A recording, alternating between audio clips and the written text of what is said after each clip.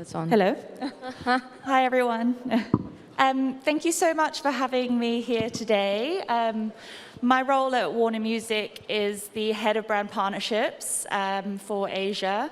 And you can kind of look at me like a human Tinder. So I pretty much matchmake our artists with brands to create more authentic, creative, and strategic partnerships. In recent years, we've seen a huge amount of partnerships in the gaming space. And we've actually hopefully got a reel for you today, which just gives you a snapshot of some of the partnerships that we've seen in the music and gaming space in recent years.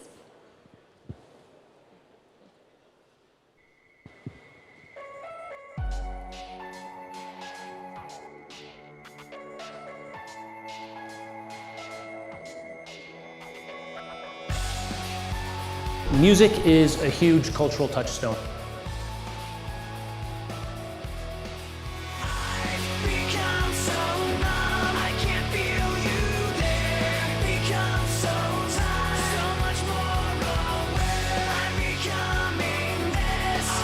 Wow, this is mad. This is like, I'm an actual avatar.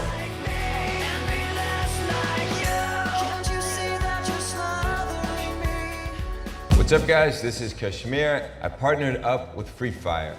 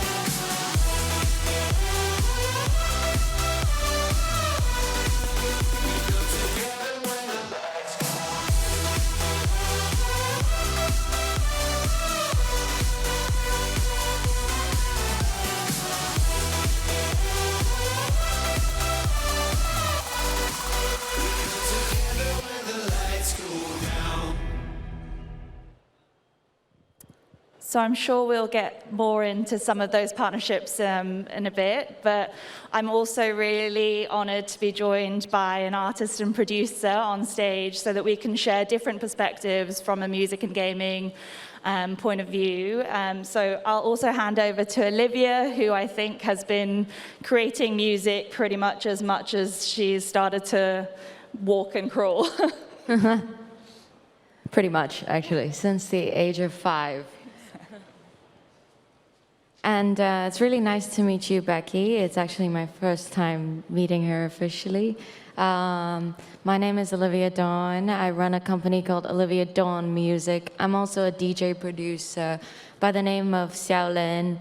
And I've recently, I come from an electronic music background. So I was classically trained originally, and I ventured from studying at the Juilliard School to going to Berklee College of Music, where I studied 2 master degrees in jazz and music technology, during which I've started to venture into electronic music, not just electronic music, but also game music. During that time, I was playing a lot of N64, and that's kind of where it all started. Amazing. Incredible CV, really. And can you tell us a little bit more about what attracted you to the game space in the first place, and what you've kind of been finding are the most interesting aspects when it comes to creating music for gaming?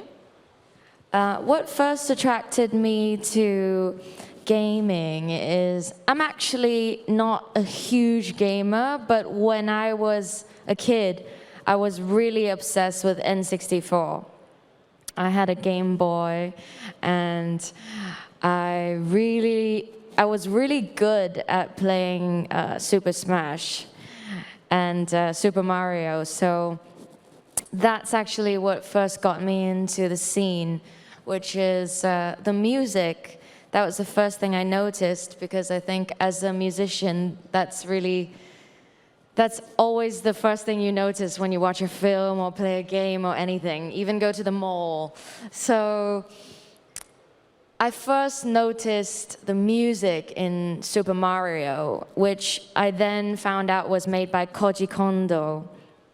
He's Nintendo's very first dedicated sound designer, and I think he joined Nintendo in 1984. So that I just felt that that music was so refreshing. I had never really heard electronic music before that, and I just felt that it really enhanced my experience of the game. And so that actually, the music got me into researching more games and actually more composers for it. Fantastic. And do you find there's a huge difference when it comes to actually creating the music, say for gaming versus film or other industries? And can you talk us a little bit more through the process? The experience is very different because even though I'm quite new to making game music myself, it's only happened in the last year or so, but I've been making electronic music for 6 years. And what I find to be very interesting is that looking back on the older game music, for example, Koji Kondo's Super Mario soundtrack, which is actually only a total of 3 minutes of music, if you think about it. You know, it's a huge game, but the music only takes up 3 minutes in total. And the reason for that is because during that time, it was still 16-bit gaming. And there was limited storage capabilities, so you couldn't actually fit music in, like you couldn't fit any like orchestra recordings because those take up a lot of space, a lot of memory.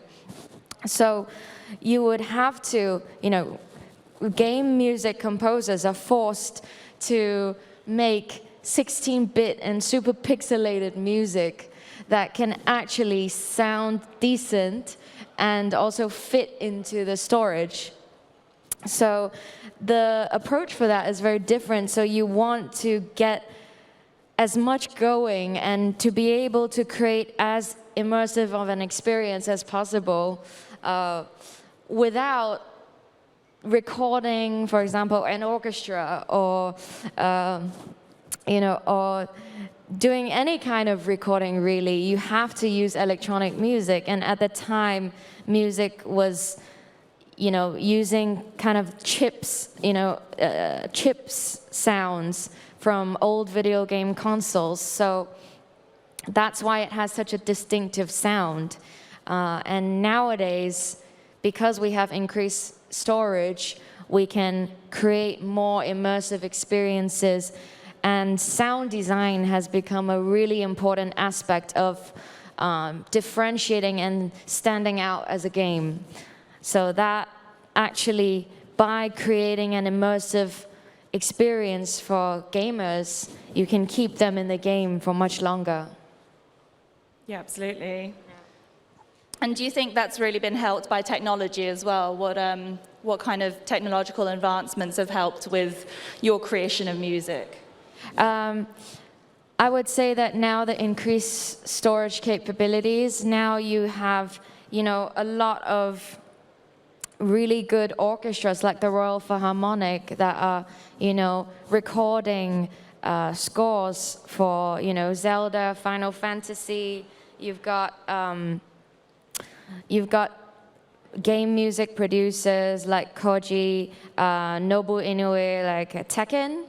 And that, like, just technological advancement has really helped with increasing storage and therefore giving more time for musicians to be able to do sound design.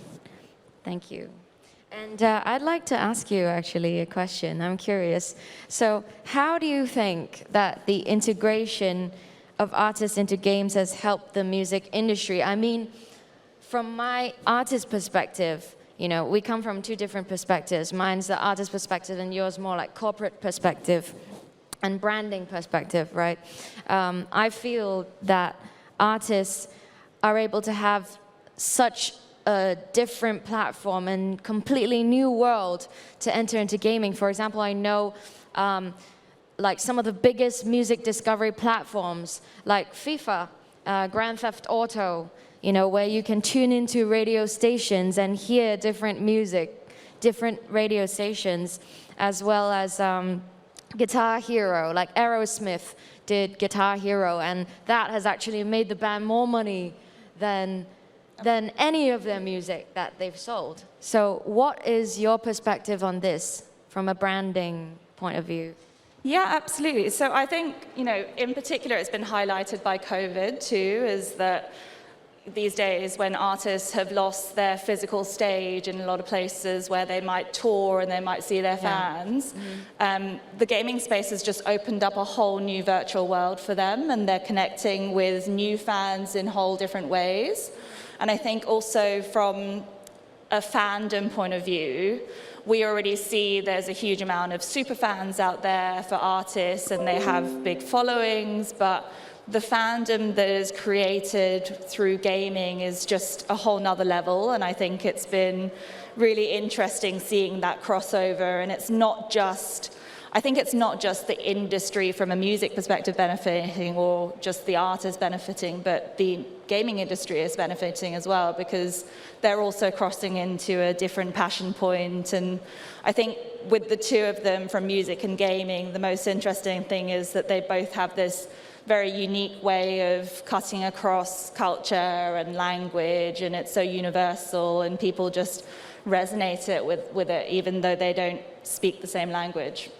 And also, it's like people who wouldn't normally listen to, you know, whatever sort of music the artist does, but the minute it's put into a context of a game, it becomes interesting, right? Yeah. And it's the same with music festival goers as well. So there's actually a stat that festival goers are twice as likely to go to an e-sport event and tournament than the average gamer. Why is that? I think it's down to the experience. I think festival goers like that sense of connection and an energy which they do actually get out of gaming. And I think that these days you're seeing the esport tournaments becoming more advanced. They're looking at how to entertain, how to integrate music in more authentic ways. And it's, you know, halftime shows and opening shows with artists and DJs, and it's incredible to see. That's really interesting. I actually know that I think the producers of, what was it? I think Yuzo Koshiro, those people who created some huge game music. I think Streets of Rage 2.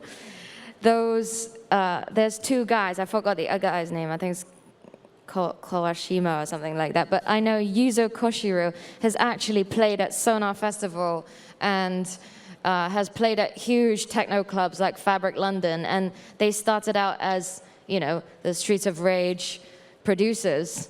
And now that has actually created a huge platform for game music producers who don't actually get any playtime on stage to tour at festivals to, you know, thousands of people. So that's pretty impressive. Yeah, absolutely. It's opened up so many different platforms. Like Twitch is a whole new Twitch for artists. I've been meaning to try that. You should. And how about you? Do you have any game titles that are on your wish list to work with? Well, I'm a huge fan of, obviously, N64, so Nintendo. I'm really a big fan as well of Sega Sound. So anything from Sega, you know, like Sega Mega Drive. I know a lot of producers that I like, for example, Soichi Terada. He's known for a very, like, summery sound, kind of slightly disco, very summery Japanese 80s sounds. He's known for his track Sun Shower. And his genre is actually not too different from myself. And he's made music for this game called Ape Escape, which is a really cool game as well. But the music in particular is amazing. So Grand Theft Auto, also FIFA, does a lot of dance music, as my genre is more focused on 80s to 90s inspired dance music. And I know that a lot of, producers such as Health, Skrillex, and a producer I really like called Amon Tobin, who have, also created game music. And they started off as electronic music and dance music producers. So those are some of the things on my wish list. It's kind of a big list. One step at a time. And are there some interesting projects that you've done lately? Yeah, absolutely. So I think some of the ones that were shown on the reel. You did Riot Games, right? Yeah, Riot Games is one of them. We've seen a lot of bespoke songs being created. Most recently, they also did the launch of Arcane on Netflix, and so we were part of their press day. So actually, one of our UK artists ended up creating or doing a live stream, and people could create their own avatars and interact with them. It was very cool to see. But yeah, there's lots going on, and it's just only getting better as technology goes on too. How does it work, that avatar thing? I'm very curious.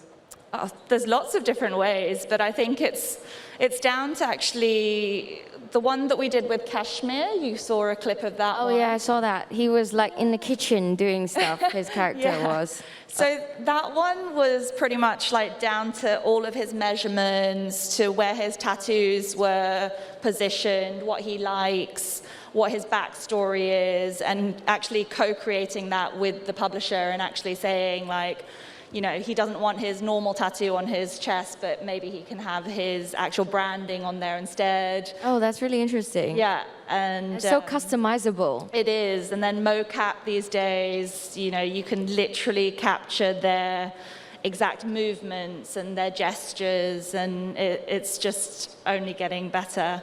I'm very conscious that they're telling us time is up, so I might hand over to you for one last reel before we end up as well. Thank you so much, Becky. It's really a pleasure talking to you. And now we're gonna look at a little reel of my music video under my DJ name, Xiaolin. It's also currently available as an NFT on Wearable. So let's have a look at GHOSTRIDER.